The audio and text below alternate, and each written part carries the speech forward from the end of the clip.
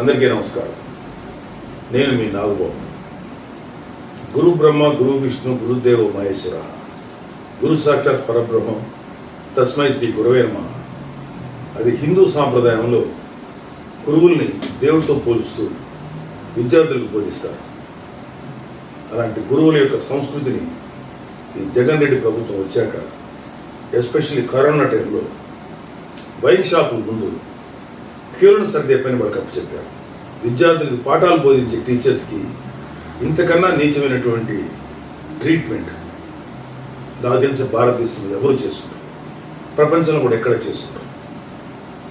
Please my dear teachers, ఎవరైతే ఉన్నారో ఉపాధ్యాయ వృత్తిలో ఉన్నవారు, మీ ఉపాధ్యాయ వృత్తిని అగౌరవపరిచేటువంటి వైసీపీ ప్రభుత్వానికి మాత్రం దయచేసి ఓటు వేయకండి. మీ యొక్క ఆత్మగౌరవాన్ని, మీ వ్యక్తిత్వాన్ని నాశనం చేసేటువంటి ఇలాంటి ప్రభుత్వానికి ఓటేయకండి.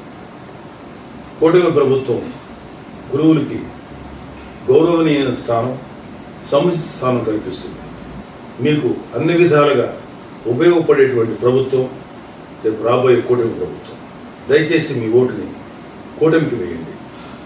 నీచమైనటువంటి సంస్కృతి కలిగినటువంటి వైసీపీ ప్రభుత్వాన్ని మాత్రం వేయకండి. గురువుల్ని ఇంత అవమానించినటువంటి వైసీపీ ప్రభుత్వాన్ని మాత్రం మర్చిపోయి వాళ్ళకి ఫేవర్గా ఓటు వేస్తే అది చాలా పెద్ద పొరపాటు అవుతుంది. Please remember. అలాగే పిఠాపురంలో నిలబడినటువంటి పవన్ కళ్యాణ్ గారిని అత్యధిక మెజారిటీతో గెలిపించే ప్రక్రియలో మీరు కూడా ఒక భాగస్వామ్యం కావాలి.